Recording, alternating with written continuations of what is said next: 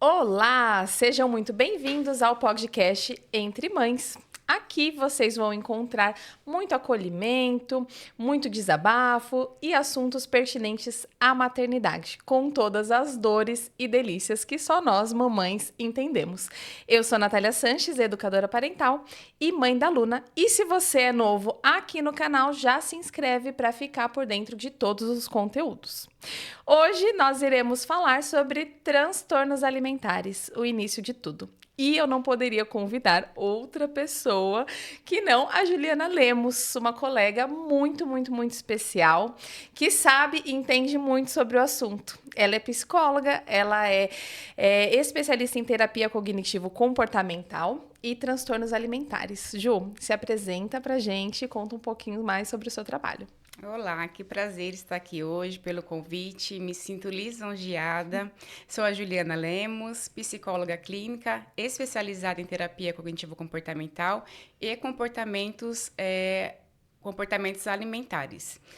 Também tenho formação em obesidade e emagrecimento e amo esse universo, né, de comportamento alimentar, de transtornos alimentares, que a gente percebe hoje no mundo números que estão crescendo cada vez mais quando a gente fala em obesidade e em transtornos alimentares. Legal. E claro, né, como a gente colocou como título desse episódio, vamos falar sobre onde tudo começa, né? Sobre o período da infância. Ju, eu queria que você comentasse aqui um pouquinho como os pais conseguem estar atentos, né? Como eles conseguem perceber que a criança, o bebê, está desenvolvendo algum transtorno alimentar.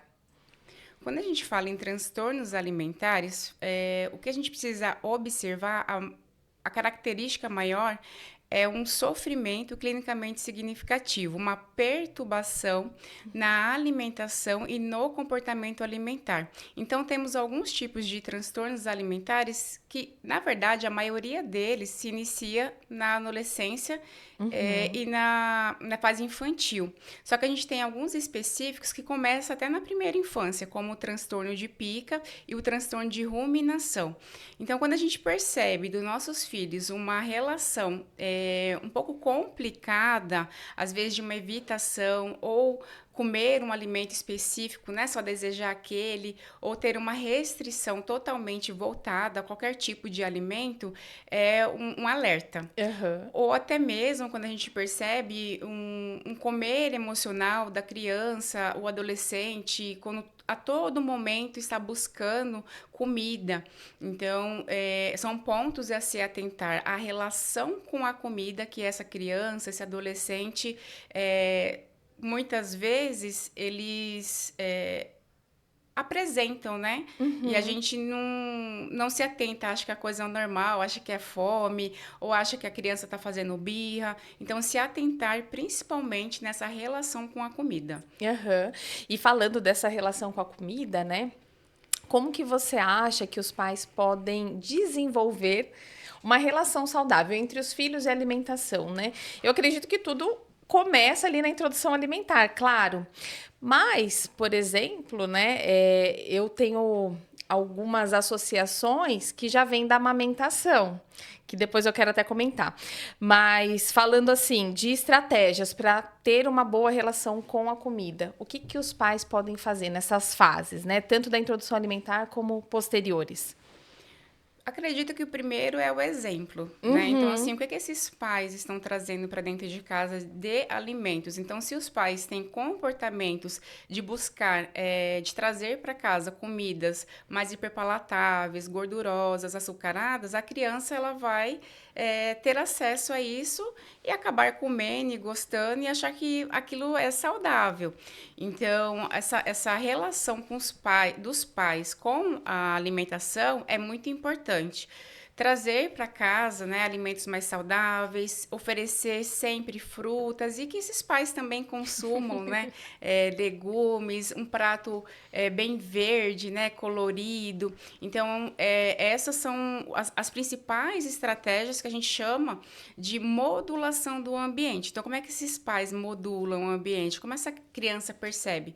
Além disso, também fazer um momento de cozinhar algo prazeroso, porque tem muitos adultos que têm aversão aversão à comida, né, a realizar ali, de Sim. fazer a própria comida. Então, porque às vezes, na infância não tiveram, né, essa participação no momento de cozinhar. É muito interessante que a mãe convide, né, o pai, fazer um bolo, fazer alguma atividade que esteja relacionado ao ato de cozinhar. Uhum, para tornar essa relação um pouquinho mais saudável também. É que eu entendo também que para alguns pais, por exemplo, eu, né, que sou muito controladora, eu tenho essa dificuldade um pouco de abrir mão, assim, quando a aluna vai me ajudar em relação ao excesso de sujeira, né? Então, vai pegar os ingredientes, vai desperdiçar um pouco, vai sujar, que faz parte, né, da cozinha. Então, para esses pais que, por exemplo, são um pouquinho mais controladores e têm essa dificuldade de inserir a criança e o adolescente nesse momento. Teria alguma outra estratégia? Aos pouquinhos, É. né? Tem que soltar o controle. Aos pouquinhos, os pais também perceberem qual que é o manuseio dessa criança, desse adolescente, com o ato de cozinhar, a atenção, né, aos perigos também, né, do manuseio de faca, enfim. A questão da sujeira, da mesma maneira, acredito, né, que a criança ali, ela vai fazer a sujeira, o adulto também faz, né? Só que o adulto tem o discernimento de realizar essa limpeza, a criança não. Então, o diálogo, né, ensinando, mostrando, olha, usou isso, você vai fechar, você vai guardar na geladeira. Às vezes, dependendo da fase ali da criança, que ela não consegue fazer não tem esse manejo, os pais podem ir explicando, os cuidadores podem ir explicando, olha, depois que termina isso, se guarda em tal local, aqui agora a gente vai limpar. Agora você é muito, né, novo, nova para manusear uma faca, então eu vou fazer por você. Vai ter um momento que você vai utilizar. Então, assim, tentar conversar, por mais que a gente pense que a criança ali não entende, mas ela vai internalizando Sim. alguns comportamentos. A criança, ela aprende muito por comportamento. Então, os cuidadores, né, pai, mãe e o outro cuidador, dar esse exemplo, ir conversando aos pouquinhos, então não precisa liberar, né, de vez tudo, Uhum. então aos pouquinhos, ou mesmo não quer deixar o filho fazer aquele manuseio, às vezes chamar para observar. Olha, Uhum. a mamãe agora vai fazer um bolo, um pudim, ou eu vou fazer o almoço. Após o almoço, né, a gente vai fazer a limpeza. Então, desde pequeno, ir mostrando esses tipos de comportamento que vai fazer parte do dia a dia. Sim. E aí entra até um pouquinho da relação afetiva também, né? Gera memórias afetivas e prazerosas. O áudio tá falhando por aí. Tá. Gravando. Entra muito a questão também afetiva, né? De gerar memórias afetivas mesmo, para ter essa relação mais gostosa. E aí, voltando, que eu queria falar da amamentação, e aí você pode me corrigir se eu estiver falando alguma coisa errada, mas a gente, quando a criança nasce, tende muito a seguir alguns protocolos antigos, né? Então, tem que amamentar de X em X horas, tem que amamentar por tanto tempo, às vezes até entendendo que toda vez que a criança chora, a criança tá com fome e precisa do peito. Eu sei que, claro, a sucção é importante para a criança se regular emocionalmente, mas nem sempre é fome, às vezes o que ela precisa é um aconchego. E eu acho que essa relação, né, de tentar controlar esse ritmo biológico já talvez não vai dificultando lá na frente ela entender quando ela tá com fome, quando que ela tá saciada, se a gente tá impondo tudo muito regrado, sem ter aquele olhar de perceber quando realmente é fome, quando que ela deu aqueles sinais de saciedade e eu posso parar. Às vezes, né, é o excesso do cuidado. Aham. Então, é o que você trouxe. É muito importante essa troca da mãe com o filho. Tem toda uma questão afetiva de nutrição, só que perceber se a oferta está sendo demasiada. Porque às vezes a gente também, né, por uma irritação, porque é um período, né, quando a gente fala no período após a gestação, o período que a gente está cuidando, está recebendo aquela criança, então a gente está passando por várias questões hormonais e isso pode a falta de sono também, né? Isso pode gerar muita irritabilidade. Então, às vezes, quando a criança chora, ela nem está com fome, ela quer aquele acalento mesmo. E a mãe, por um momento, assim, de querer fazer com que aquela criança, ela até se cale, né? Que ela saia daquele estado de irritação ou mesmo uma preocupação, será que ela está passando fome? Acaba ofertando a todo momento essa mama. Então, tentar ter essa consciência se de fato é necessário, se a criança checar, né, as outras necessidades antes de ofertar essa mama. Então, se eu verifiquei todas as outras necessidades e não, a criança ainda continua a chorar, então eu vou ofertar essa mama. E também sempre tentar pedir uma orientação de especialista, tentar se informar para não cair em algumas crenças, né? Então, assim, a gente tem muito, principalmente mãe de primeira viagem, a gente tem muito a questão, né, de todo mundo quer dar uma dica, todo mundo quer trazer alguma opinião, só que nem todas são fidedignas, né? São crenças que aquelas pessoas têm em relação à maternidade e acabam trazendo, às vezes, na tentativa de ajudar, pode acabar atrapalhando. Sim, e buscar sempre, claro, profissionais atualizados, né?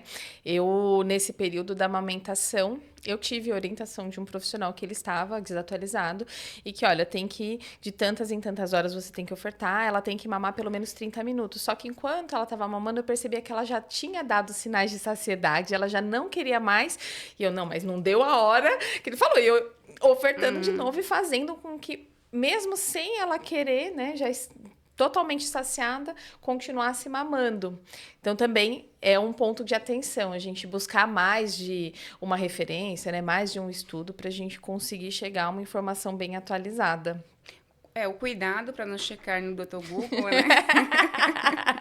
E buscar realmente especialistas, uma leitura. Tem muitos livros hoje que estão bem atualizados, próximo não, né? Que tem evidência científica e com orientações eficazes, e isso vai ajudar até uma leitura antes, porque no momento, né, do nascimento, então a gente está passando por toda uma mudança, às vezes não temos essa condição de fazer uma leitura, tanto emocional como questão de tempo também. Legal. E aproveitando já esse gancho, né? Indo mais para a fase da infância e da adolescência, quais comportamentos nossos que acabam prejudicando essa criança a identificar os próprios sinais de fome e de saciedade? O que eu percebo muito é a oferta de maneira a criança chora ou está com alguma dificuldade, o adolescente também, e a gente na tentativa, porque a comida ela é muito gostosa, né? Ela é muito saborosa. A gente sabe, os pais, os cuidadores, se tem esse tipo de comportamento relacionado ao comer emocional, eles aprenderem em algum momento que quando a gente come, a gente tem aquela sensação de prazer, aquela sensação de bem-estar. E se eu sei disso, automaticamente eu vou trazer isso como exemplo e eu vou tentar, numa tentativa de trazer para o meu filho um momento prazeroso para que ele saia daquele momento que ele está, aquela dificuldade emocional, eu vou ofertar a comida também. Desta maneira, a criança, o adolescente, ele vai aprendendo que quando eu tiver com alguma dificuldade, uma desregulação emocional, eu posso buscar a comida porque isso vai me satisfazer, isso vai me trazer um prazer. Mas isso, por muitas vezes, não está na nossa consciência, nem do adulto, também não da criança e nem do adolescente. Então, a gente vai repetindo este comportamento até se tornar o quê? Até se tornar um hábito. E a gente traz isso para a vida adulta. Então, prestar muito atenção como eu me relaciono, como é que esses pais se relacionam com a comida e quais são os exemplos que eles estão dando para, né, os filhos. Não só a questão do exemplo, mas o comportamento deles de oferta, dessa tentativa de fazer com que aquela criança, aquele adolescente saia do estado que eles estão de uma desregulação emocional, passando por uma irritabilidade, alguma emoção mais desagradável. E também vai muito assim, algumas coisas eu percebo da nossa expectativa, né? Por exemplo, a introdução alimentar da Luna foi muito difícil para mim, porque eu tinha uma expectativa de que ela ia adorar comer, que ela ia comer bastante, mas é o bastante para quem, né? Os meus olhos. Então, ela comia de acordo com a necessidade do corpinho dela, ela muito conectada com isso. E, na minha visão, aquilo era pouco, mas estava sendo suficiente para ela, porque ela estava saciada. Então, eu acho que também a nossa expectativa de tem que comer o prato todo, tem que... Ó, não vai sair da mesa enquanto você não terminar de comer. Não vai... até a questão da recompensa, né, do doce. Não vai comer sobremesa se você não comer todo o prato. Já quase que associando de que aquilo ali não é tão gostoso quanto a sobremesa. Esses comportamentos também atrapalham, não atrapalham? Eles dificultam o que a gente chama de identificar os sinais fisiológicos de fome e saciedade. Então, se a criança ou adolescente está realizando a refeição e eu falo, olha, você tem que comer tudo, então eu preciso comer tudo, né? É uma ordem que eu estou recebendo. Mesmo sem estar com vontade, ou mesmo sem estar saciada. Aliás, estando saciada, mas eu tenho que terminar. Então, assim, eu não estou respeitando os meus sinais de saciedade. Eu preciso comer, eu preciso limpar o prato. Então, essa criança, essa adolescente, também vai perdendo o que é a sensibilização de não respeitar e de não identificar os sinais de fome e de saciedade. Isso é muito complicado, porque na vida adulta ele vai ter o acesso. Se esses pais, de uma certa maneira, eles fazem isso, mas eles também têm um outro comportamento prejudicial, que é trazer para dentro de casa essa comida que não é tão saudável. Então, eles estão ofertando uma alimentação não nutritiva e sem controle de quantidade, né? Sem controle de quantidade. Então, na vida adulta, o que a gente vai aprender? Que a gente pode comer a todo momento para lidar com as emoções. Não precisamos identificar esses sinais, porque eu preciso comer até o fim, não importa se eu estou saciado ou não. E também, se eu não estou com fome, eu posso comer algo gostoso, saboroso, porque isso faz parte da vida. Então, a comida acaba não tendo a função principal, que é de nutrir, né? De nos trazer energia. Ela passa a ser uma distração. Então, se eu estou triste, eu vou comer. Se eu estou feliz, eu vou comer. Se eu for assistir uma série, mesmo não estando com fome, um filme, eu vou comer para utilizar a comida como uma distração. Então, a gente precisamos trazer esse exemplo para os nossos filhos, que a comida ela é uma refeição, porque necessitamos fisiologicamente, não é uma distração.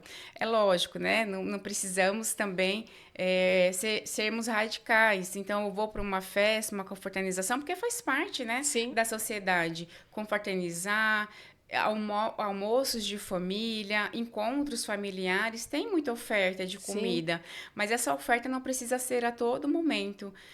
Trazer essa percepção também em relação à alimentação. Ser mais a exceção, não o hábito, né? Às vezes a gente se perde e se mistura nesses momentos. E entra também, assim, um pouco daquela questão das crenças, né? Porque nossos antepassados passaram períodos grandes de escassez mesmo, de dificuldade. Então, de pensar que se a criança não comer tudo, vai passar fome. E aí a gente acaba invadindo o limite daquela criança e daquele adolescente, né? Desconectando ele do sentir dele, quando a gente não respeita, né? Às vezes a criança já tá falando, não quero mais, mas a gente tá insistindo a todo momento. Então, eu não quero mais, mas minha mãe tá falando que eu quero ainda, então eu devo estar com fome ainda, né? Não consegue identificar. Eu que tô identificando errado aqui o que o meu corpo tá falando. Que vem um pouco dessas crenças, eu acho que de escassez, a criança vai passar fome, né, dos hábitos que a gente tinha de falar mesmo, né, que a gente não percebe o perigo nas nossas falas. Esse tem que comer até acabar, Eu tenho até histórias nossas pessoais. Eu, por exemplo, quando eu me descontrolo, né, e eu percebo esse comportamento em várias pessoas da minha família, enquanto a gente não vê o fim da comida, a gente não para, a gente tem que enxergar o final. Então, não é assim, eu vou comer 2 bolachas. Não, eu tenho que comer o pacote inteiro, eu tenho que comer o pacote até o fim daquela comida, que vem dessas crenças que vão colocando, né? Olha, tem que terminar o prato, tem que terminar isso, ou até às vezes chantagem emocional que a gente usa. Ai, mas a mamãe preparou com tanto carinho e você não vai comer. Ai, mas se você não comer, a mamãe vai ficar triste. A gente usa inconsciente achando que está ajudando, né? Mas na verdade a gente acaba atrapalhando um pouco. O que ocorre também com a insistência das pessoas, né? Um bom ponto que você trouxe. Então, a questão e essa criança, essa adolescente, até nós mesmos como adultos, a gente tem muita dificuldade de dizer não quando a gente vamos na casa de alguém ou em uma festa e tem uma insistência das pessoas para que a gente aceite aquela comida. Uhum. Então, a gente cria essa dificuldade porque internalizamos a crença do exemplo que você trouxe da mãe falando que vai ficar chateada, Sim. enfim, olha, eu fiz com tanto prazer para você comer. A gente vai criando essa crença também que se eu não aceito o que está sendo me ofertado, que foi feito com tanto carinho pela outra pessoa, a pessoa vai ficar chateada. A pessoa ela pode até mesmo não me convidar mais, falar, nossa, por que que, né, eu fiz, eu ofereci, essa pessoa está sendo mal educada de não aceitar. Então, a Uhum. gente acaba também internalizando que pode ser uma falta de educação e Sim. acaba aceitando sem sentir fome, sem sentir vontade apenas para suprir ali a necessidade do outro, que o outro está trazendo para a gente. E às vezes não, né? A pessoa sim, a pessoa cozinhou, ela fez com muito carinho, muito amor, está oferecendo, mas isso não significa, se eu disser que não, eu estou sem fome agora, neste momento, né? Ou mesmo uma pessoa que está fazendo um processo de dieta, Sim. essas pessoas sentem até ansiedade quando elas vão a uma festa, encontros familiares, por conta dessa oferta, né? Das pessoas oferecendo a todo momento comida. Então, elas realmente se sentem mal de dizer não. Uhum. O que é muito triste, né? Porque assim, vai muito dessa necessidade essencial do ser humano de pertencer, né? E a gente utiliza isso às vezes como chantagem inconsciente, porque o tempo todo nós estamos buscando esse pertencimento. E aí, então, se eu deixo de aceitar a comida, eu não estou pertencendo. Aquele ambiente é muito triste. E aí, eu queria até comentar um pouquinho também com você sobre como os pais dessas crianças e desses adolescentes podem colocar limites em outros adultos em relação a essa oferta, né? Sem desrespeitar o outro adulto, é claro, mas respeitando a saciedade da criança, né? Então, de chegar realmente, olha, vou usar o exemplo da Luna que está mais fácil, mais claro. A Luna disse que não está mais com fome, então, num outro momento, quando ela estiver com fome, ela vai aceitar a sua comida, fulano. Por enquanto, o corpinho dela tá falando que não quer mais, né? Então, a gente pode também fazer esse papel de mediação, né? Com outros adultos. Sim, mas é necessário que esses pais, eles tenham essa consciência. Uhum, Eu tenho até um exemplo familiar que eu já percebi, da mãe, a criança chora e uhum, oferta a comida para trazer aquele conforto. uhum. E no momento, né, eu já percebi e falei assim, mas ele não pediu, né? Então, assim, ele não solicitou essa comida.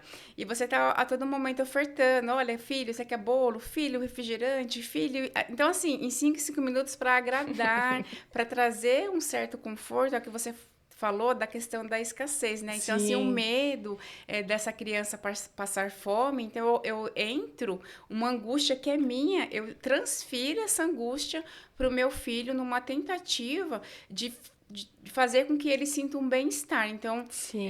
eu acabo entrando nesse comportamento que eu posso trazer um prejuízo, porque essa criança a todo momento recebendo essa quantidade de comida, ela vai desenvolver, ela pode vir a desenvolver uma obesidade, um sobrepeso. E com isso, né, com a obesidade, a gente tem várias comorbidades. Sim. Então, trazer um prejuízo, não que esses pais eles tenham, digamos, uma culpa, né? Porque quando a gente fala em obesidade, é multifatorial, são vários fatores para o desenvolvimento, mas a gente tem a contribuição familiar para que isso aconteça. Sim, né? Porque é aquele ambiente que a gente está proporcionando para aquela criança e adolescente, né? E a gente está falando muito do excesso, né? Então, daqueles transtornos mais voltados para obesidade, para compulsão alimentar, mas existem outros tipos de transtornos também, que é o contrário, né? Quando a criança ela já tem já começa a desenvolver aquela aversão, então o medo, né, a gordofobia, o medo de ficar gordo, o medo de ser obeso, e aí começa a ir para o outro caminho, né, da anorexia, da bulimia, por exemplo. Como que a gente começa a perceber esse início, assim, de comportamento, de transtorno? Vai depender do ambiente familiar, porque existem famílias que também têm essa cultura da beleza, né?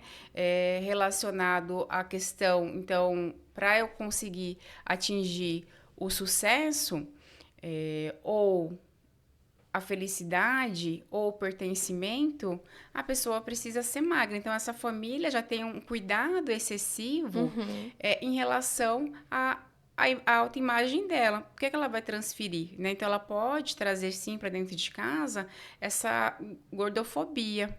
Então, trazendo para essa criança, para adolescente, que é feio, né? Não é o normal ser daquela maneira. E sim, ser magro, ter um corpo escultural. E essa criança, esse adolescente, ele vai começar a desenvolver uma relação muito ruim com a comida, chegando a fazer restrições, dietas malucas. Para o quê? Para conseguir fazer com que esses pais não fiquem, não tragam para uma bronca, ou até mesmo, né? Esses pais, eles são perfeccionistas, são rígidos. Então, se eu não sou magro da maneira que meus pais trazem como modelo, um modelo certo a se seguir, eu posso ser punida, né? Então, a gente não sabe como é que essa família que é rígida, como é que é a questão da punição. Então, se eu não tenho aquele padrão de beleza que os meus pais trazem como uma verdade, eu posso sofrer alguma punição, então eu vou entrar numa restrição. E dependendo dessa restrição, esses pais podem não estar atentos, né? A não ser que você comece ao que eu trouxe no início, perceber um sofrimento, né, dessa criança, desse adolescente, relacionado tanto um sofrimento que a gente vai perceber dentro de casa, ou nas relações mesmo com outras pessoas, quando a gente tem a comida. Então, quando a gente vai percebendo nos nossos filhos um sofrimento e uma perturbação voltado à alimentação, uma dificuldade, alguns pais, se atentam a isso, conseguem ter essa sensibilidade, e outros não, né? Acham que simplesmente não quer comer, se não quer comer, ok. Acabam respeitando, de uma certa maneira, erroneamente, né? Esse sinal e esse sintoma que essa criança, esse adolescente está trazendo em relação à comida. Eu acho que tem essa dificuldade mesmo das famílias em perceber o que é natural, né, o que é esperado, do que já foge ali, já é um comportamento que tem que ligar aquele botão de alerta mesmo, né? Tanto pro em excesso quanto pra falta, né? Os extremos, né? Isso, pros extremos. Que vai muito dessa questão também, né? Do quanto a gente, às vezes, deixa de conseguir se conectar com os nossos filhos, se vincular para perceber tudo isso, essas alterações de comportamento, né? Principalmente na sociedade que a gente vive hoje, que é tão abarrotado, né? Eu tenho que cumprir tantas tarefas, tenho que ser produtivo, trabalho horas em demasia, e aí eu chego em casa e não tenho mais a paciência para lidar, para perceber, quando você vê, já chegou no extremo, né? E a gente não percebeu os sinais, né? Aqueles mais sutis. A gente deixa chegar num caso extremo, né? Eu, em casa, assim, eu e minha irmã, meu Deus, né? Nós somos as compulsivas. Desregulou emocionalmente se eu tô um pouquinho ansiosa, se eu tô triste até que nem tanto, mas eu percebo mais assim, quando eu tô ansiosa, ou com muito frustrada, né? Com raiva, eu vou lá, meu conforto é onde? Na comida. E isso se construiu onde pra gente? Na infância. Na infância era excesso de oferta pra gente de comida, justamente por essa crença de escassez, né? De que vai passar fome. Além do excesso de ofertas, o que era ofertado não era saudável. Então, muito doce, muito açúcar. E hoje a gente tem uma relação já ruim com a comida, né? Inclusive, eu queria citar, mas antes, se você está gostando desse vídeo, desse conteúdo até aqui, já lembra de deixar o seu like e de se inscrever no canal para você ficar por dentro de tudo que a gente vai trazer no Entre Mães. É muito legal porque quando eu fui estudar, né, começar a estudar sobre educação parental, tem um questionário que ele se chama Experiências Adversas da Infância. E eu não quero falar em si dele, mas o porquê que chegaram nele, que foi um médico, né, o Felite, que desenvolveu. Ele tratava pacientes com obesidade, e aí ele percebia que alguns pacientes obesos, eles chegavam ao resultado, emagreciam, mas passava pouco tempo, eles retornavam à obesidade. E aí uma paciente dele chamou atenção, porque era um caso que ela tinha emagrecido muito, tinha tido um resultado muito legal. E aí quando ela mudou de emprego, que começou a chamar a atenção dos homens, essa nova forma que ela estava, ela engordou muito mais do que o peso anterior dela. Por quê? Porque a obesidade dela no inconsciente era uma proteção dessa atenção, né, dos homens, porque ela tinha sido abusada na infância. Então, para a gente entender também como essa relação com a comida, com a obesidade, às vezes é muito mais profunda, né? É até uma forma de defesa do corpo. Todo transtorno mental ou obesidade, são vários fatores para o desenvolvimento deles. Uhum. Então, nesse exemplo que você trouxe, o abuso, sim, pode ser um desses fatores. Então, eu aprendi que se o meu corpo, em algum momento, né, aí essa pessoa, ela não se coloca como vítima, né? Uhum. Ela se coloca, eu fui culpada por isso ter acontecido, porque eu sou desse jeito. Então, eu vou mudar o meu jeito para que isso não aconteça mais. Ou ter essa consciência já adulta, que o meu corpo, ele chama atenção, então eu preciso ficar o quê? Feia, né? Eu preciso mudar a minha aparência. Então, como é que eu posso atingir isso? Se eu dentro da sociedade, um corpo magro, escultural, ele é sinônimo de felicidade ou de atração, eu vou fazer ao contrário, né? Eu posso utilizar a comida para mudar esse corpo, se ela entende que é uma questão de o gordo é feio, está relacionado ao feio. Então, Sim. eu vou seguir essa linha de raciocínio. Mas não quer dizer que apenas esse fator, ele é necessário, né? Ele seja a causa do desenvolvimento desse transtorno alimentar ou dessa obesidade. Mas pode contribuir de maneira significativa Sim. para o desenvolvimento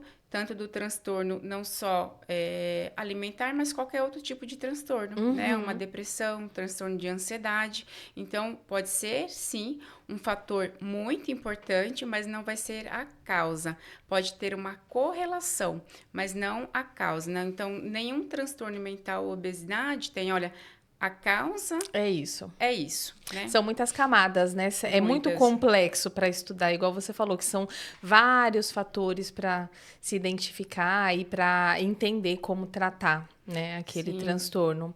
E falando um pouquinho da fase adulta, Ju, como que a gente pode identificar se a gente se a gente sofre com algum transtorno alimentar? E aí pode falar dos extremos, tanto para muito quanto para falta. Os transtornos alimentares mais comuns é o transtorno de bulimia nervosa, transtorno de anorexia, transtorno de compulsão alimentar. Só que o diagnóstico, ele é realizado por profissionais especialistas na área, né? O psicólogo, o psiquiatra. Então, a gente pode prestar atenção na questão do sofrimento. Então, como é que a minha relação com a comida me causa sofrimento? Como é que a minha relação social relacionada à comida? Então, eu tenho um sofrimento no meu trabalho, quando eu preciso comer na frente de alguém. Eu tenho um sofrimento em casa, em qualquer ambiente. Então, é um sinal de alerta. Qual que é a frequência também? Porque é diferente de eu passar por um momento, uma situação muito difícil, e eu buscar, né, ter ali um episódio de exagero na alimentação e ter uma compulsão. Só que se isso aconteceu uma vez, passou 3, 4, 5 meses e não aconteceu novamente, eu tive só aquele episódio. Então, isso não vai caracterizar Como um transtorno. como um transtorno compulsivo. Se eu tive um episódio de purgação, ou em algum momento da minha vida eu fiz alguma dieta muito restritiva, não quer dizer que essa dieta, essa restrição, né, se eu passei fome em algum momento por conta dessa restrição, não quer dizer que é uma anorexia. Então, prestar muita atenção nos sinais, nos sintomas, na frequência, na intensidade, se acontece em várias situações, né, em vários ambientes, ou se foi algo pontual. Se eu percebo que é persistente, que tem um sofrimento significativo, eu preciso buscar ajuda de um profissional para realizar essa avaliação. Nem sempre aquela pessoa vai vai apresentar todos os critérios que são necessários para um diagnóstico de um transtorno mental, mas ela pode estar no espectro, né? Então, eu não fechei. Eu não tenho compulsão toda semana, mas eu apresento 1, 2, 3 vezes no mês. O critério avaliativo é que você tenha pelo menos uma semana. Mas se eu apresento ali uma vez por mês, quer dizer que alguma coisa também Tá errada. né, está errada. Então, prestar atenção como é que é a minha relação com a comida, como é que a questão do meu sofrimento está atrapalhando a minha vida, eu estou sentindo culpa, eu estou ganhando peso ou eu estou perdendo peso. Então, sempre ficar atenta a esses sinais. E aí, claro, né? Sempre vai buscar a ajuda de um profissional, mas tem algumas estratégias que você pode deixar de dica para que essas pessoas, além da ajuda profissional, elas possam introduzir no dia a dia delas e amenizando um pouquinho esse sofrimento? Sim, se a gente pensar num comer emocional, então, assim, eu não tenho um transtorno mental. Eu né, não estou fazendo tratamento. Fui fazer uma avaliação, mas eu percebo que a minha relação com a comida é algo que me causa um mal-estar. Porque eu estou ganhando peso. Então, eu não consigo... Às vezes a pessoa fala, não estou conseguindo perder peso. E percebe que... Por que ela não está conseguindo perder peso? Porque eu não consigo ficar sem um docinho depois, né, do almoço. Ou em casa, toda vez que eu chego do trabalho, o que eu mais escuto no consultório é a questão após o trabalho. Então, no momento que você está trabalhando, você ainda está ocupado, tem distração, mas quando chega em casa, chega com um nível de estresse muito grande e vai buscar uma distração. Então, começar a perceber esses comportamentos, qual é o horário, é o doce, qual que é a quantidade, o que eu trago para dentro da minha casa. Então, se eu estou querendo entrar no processo de emagrecimento, eu preciso modular o meu ambiente, não ir ao mercado com fome, ou se sentir, né, ou perceber como está o meu humor. Eu estou agora num pico de raiva, né? No estresse, meu estresse está muito grande, então não ter em casa, já sabendo que eu vou fazer essa compensação. Então, eu vou compensar aquilo que eu estou sentindo desagradável utilizando a comida porque eu sei que vai me trazer aquele alívio. Só que esse alívio é muito curto. Eu falo que é 2 segundos, né? E principalmente a pessoa acaba nem degustando, nem saboreando. Ela acaba engolindo porque ela quer se livrar logo daquilo que ela está sentindo que é tão desagradável. Então, essa pessoa pode criar essas estratégias de modular o ambiente, cuidar aí ao mercado, em casa não ter esse tipo de alimentos mais hiperpalatáveis, ter uma comida mais saudável, não tem problema nenhum comer. Então, mas assim, olhar, perceber os sinais também. Eu falo que a gente resolve 50% dos nossos problemas relacionados à comida quando a gente identifica o que é fome emocional e o que é fome física. Então, porque a fome física, ela dá sinais, né? A gente sente, às vezes, uma fraqueza, pode chegar até a dar uma dor de cabeça, uma irritabilidade também, porque eu estou muito tempo sem comer, o estômago ronca. Então, esses são os sinais. Eu preciso perceber, então, eu estou com fome e tenho comida mais saudável em casa, eu preciso comer. Eu preciso trazer esses nutrientes para o meu corpo. Mas eu percebo que eu acabei de comer, né? E deu 1 hora, eu já estou buscando comida, então, será que é fome mesmo? Será que você comeu? Também analisar uma quantidade adequada, os alimentos, né? Tem nutrientes? Se eu percebo que essa busca pela comida está relacionada a uma vontade, a gente também precisa trabalhar essa questão da vontade, porque a vontade ela dá e passa. Então, buscar outras formas de distração. Para o quê? Para essa vontade passar. E outras formas também de lidar com as emoções. Sim. A primeira delas é identificar, porque toda a gente coloca a culpa na ansiedade, né? Então, a ansiedade, ela é responsável por tudo. Eu estou muito ansiosa, então eu vou comer um chocolate. Sou eu. Né? Ok, vai trazer aquele alívio, porque o chocolate, ele libera na gente, né, essa sensação também, a serotonina, uma sensação mais gostosa. Mas não é só isso. O que a gente tem hoje de mais eficaz, natural para a ansiedade, para lidar com a ansiedade, para diminuir a intensidade? Atividade física. Então, buscar fazer outras atividades prazerosas, principalmente quando a gente fala em comportamentos ativos. Se eu for ter um comportamento que é assistir, mais passivo, talvez eu vou buscar o quê? Algo para distrair aquele momento também, para deixar aquele momento mais prazeroso. Então, eu vou em busca da comida. Então, fazer atividades mais ativas, como uma caminhada, atividade física, passear com os pets, brincar com os filhos, algo que eu consiga me distrair e faça com que aquela vontade de buscar essa comida, ela passe.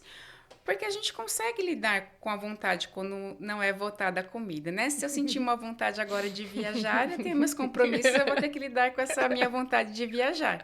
Ou eu vou ao shopping, tem aquela bolsa linda que eu encontro, só que ela está bem fora da minha realidade financeira. Então, eu vou passar por ela e vou me distrair com outra coisa. Só que com a comida, como o acesso é muito, mais fácil, né? A gente tem em casa, eu até falo também, a gente vai à farmácia, dificilmente agora a gente encontra remédio lá, né? Então, nas prateleiras tem comida. Então, qualquer lugar que a gente vá, a comida, ela tem em grande quantidade e variedade.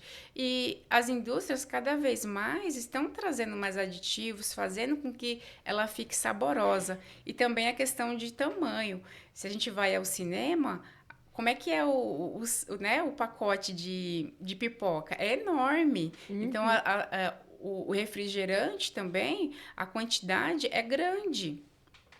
Então, tem toda uma mudança agora cultural relacionado à oferta de comida, né? Social mesmo. Então, a social é a questão de toda e qualquer momento de encontro, a gente utiliza a comida. Sim. E a questão da quantidade, que hoje é exagerada. Sim, e até você falou do cinema, é um gancho legal que a gente deixou de citar durante o episódio, de como as telas também prejudicam nesse momento da alimentação, porque a gente está tão distraído fazendo outra coisa que a gente não presta na quantidade que a gente come, não presta atenção se a gente já deu, né? Se a gente já saciou.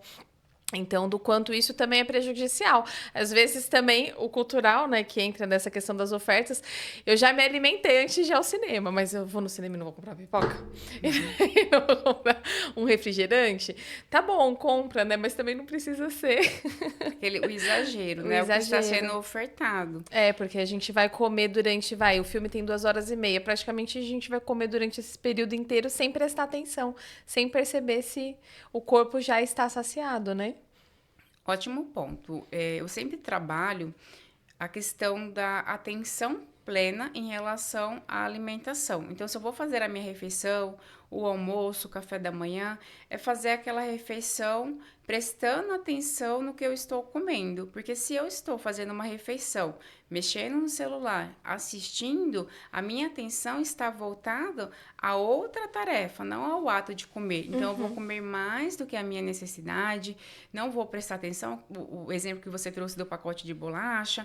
Então, às vezes, colocar essa bolacha no recipiente que eu perceba, consigo analisar a quantidade. Então, eu vou comer uma, duas, três. Opa, já comi três, né? Então, mas se tá no pacote, eu vou pegando e vou perdendo aquela percepção.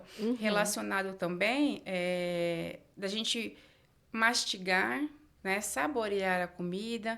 Então, fazer daquele momento de refeição um momento prazeroso, um momento que é você e né? E o E alimento. o alimento. Não prestar atenção, porque quando a gente fica fazendo outras atividades junto da refeição, a gente não consegue perceber, a gente ignora o quê? Os sinais de fome e de saciedade. Uhum.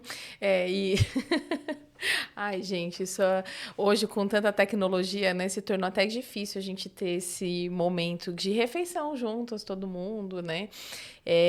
Até no trabalho, às vezes tá tão corrido que, eu tô resolvendo negócio de trabalho, eu tô comendo, tô engolindo na pressa.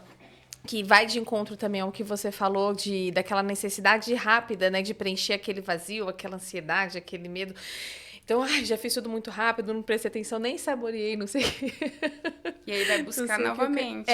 vai buscar novamente, com certeza. E Ju, conta um pouquinho pra gente do porquê que você escolheu trabalhar com isso, né?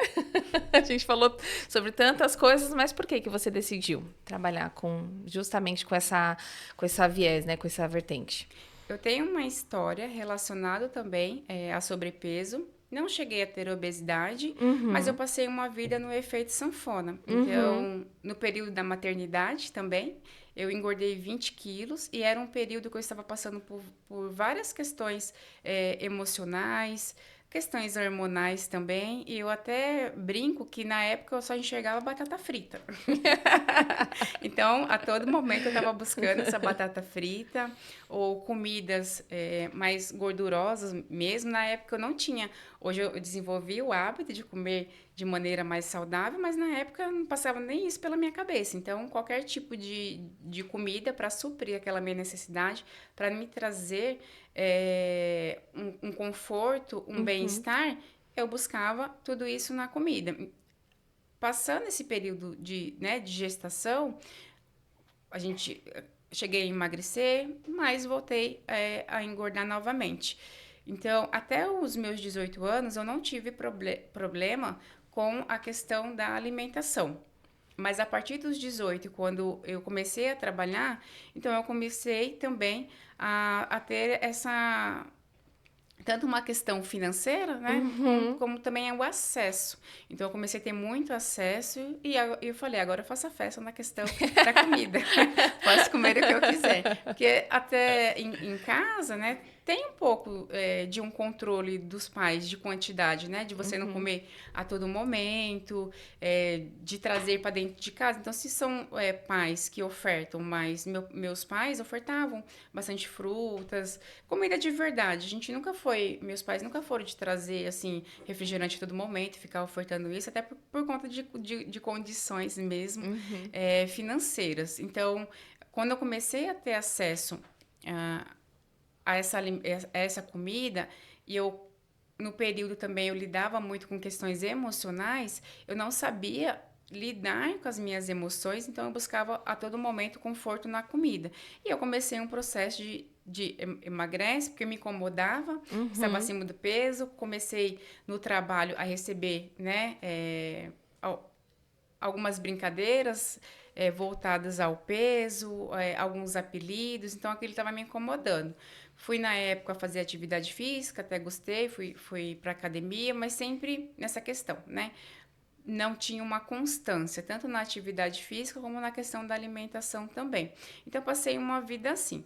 Quando eu comecei o curso de psicologia, também não era algo que eu escolhi. Eu vou para a área clínica e vou trabalhar, me especializar em transtornos alimentares. Na minha prática clínica, principalmente no período da pandemia, eu comecei a ter, os pacientes traziam muitas queixas relacionadas, olha, eu estou dentro de casa e eu não sei mais o que eu faço, eu só como, estou ganhando peso, né? Então, eu me conectava também, porque na pandemia eu também estava com sobrepeso. E eu falei, bom, eu preciso fazer alguma coisa para mim e também ajudar, né, os meus pacientes. Então, eu fui começando a estudar cada vez mais transtornos alimentares, o comer emocional, o comportamento alimentar. E gostei muito, né, que eu comecei a trazer essas ferramentas para o consultório, na clínica. Comecei a ter bons resultados, no sentido, os pacientes traziam feedback, olha, eu fiz aquela técnica, deu certo, eu estou começando, eles começaram também a ganhar uma consciência dessa questão de fome física, de fome emocional, respeitar a saciedade, mudar o estilo de vida. Então, eu fui fazer especialização, entender como é que se desenvolve o transtorno, uma obesidade, e também trazer de maneira mais prática, né? Para que ele aplicasse isso na vida dele de maneira prática, que não tivesse o foco da questão do emagrecimento, mas de sim melhorar a relação com a comida e mudar os hábitos de vida, tornar aquela vida, trazer o bem-estar, né? Porque às vezes a gente busca tanta felicidade, e o que é essa felicidade? Será que eu estou buscando uma felicidade por meio da comida? Eu posso também buscar esse bem-estar com outros comportamentos. Então, Sim. mudando meu estilo de vida. Se eu mudo meu estilo de vida, faço uma atividade física, fazendo atividade física vai me liberar endorfina, que esse bem-estar, essa ansiedade, ela vai diminuir por um tempo prolongado. Além dos resultados que eu vou trazer, né, para minha saúde. Então, eu vou melhorando tudo isso. Então, eu fui trabalhando todas essas questões, fui me apaixonando cada vez mais. E hoje eu gosto muito, tanto também porque eu mudei, né, meu estilo de vida, eu emagreci 15 quilos. E aí, eu até brinco, né? Hoje eu tenho que dar o exemplo. E a gente sempre vai estudar, né, aquele calinho que aperta mais a gente. Ju, a gente já tá se encaminhando pro final, então eu quero que você deixe um recado, claro, para todo mundo e também fale onde as pessoas podem te encontrar para buscar a sua ajuda, né? Quem se identificou, quem tá sofrendo com isso, quem precisa de uma orientação para fazer diferente, fazer melhor em casa com os filhos. Acho que o ponto principal é identificar o sofrimento, tentar lidar com as emoções de uma outra maneira, não utilizar essa comida, saber que a comida ela é importante, né, relacionada à questão alimentação, nutrientes. Então, a alimentação ela tem uma função e não trazer essa sensação de prazer e de bem-estar. O que a gente consegue buscar de sensação de prazer e bem-estar e lidar com as nossas emoções são por meio de outras coisas, né? Uma atividade física, enfim, aqueles exemplos que eu trouxe. Então, se atentar a esse sofrimento, a essa relação, a essa busca por essa comida, tentar sempre trabalhar. Se eu não estou conseguindo fazer isso sozinha, buscar a ajuda de um profissional, que é muito importante, para que ele te ajude, traga ferramentas também, traga estratégias para que você lide com isso no dia a dia. Então, é muito importante identificar esses sinais, esses sintomas, tentar ter essa percepção se eu consigo lidar com isso sozinha ou se eu vou precisar realmente buscar a ajuda de um profissional. Principalmente um profissional especializado, né? Fazer essa avaliação com um psiquiatra, com um psicólogo, E as minhas redes sociais, para quem quiser, né, algum tipo de orientação, quiser saber também mais sobre esses temas, eu trabalho bastante, eu trago muitos conteúdos no Instagram. Então, é julemos.psico. Certo? E papais, respeitem os limites dos filhos de vocês, respeitem os ritmos biológicos, porque essa construção dentro da infância e da adolescência é muito importante para que na fase adulta a gente tenha uma relação melhor com as crianças, tá bom? Lembrem-se de se inscrever no canal, de curtir esse vídeo. Deixem aqui nos comentários o que vocês acharam desse episódio também. O que vocês querem de tema para a gente trazer em próximas oportunidades, tá bom? É isso, agradeço a atenção de quem ficou até aqui e até a próxima.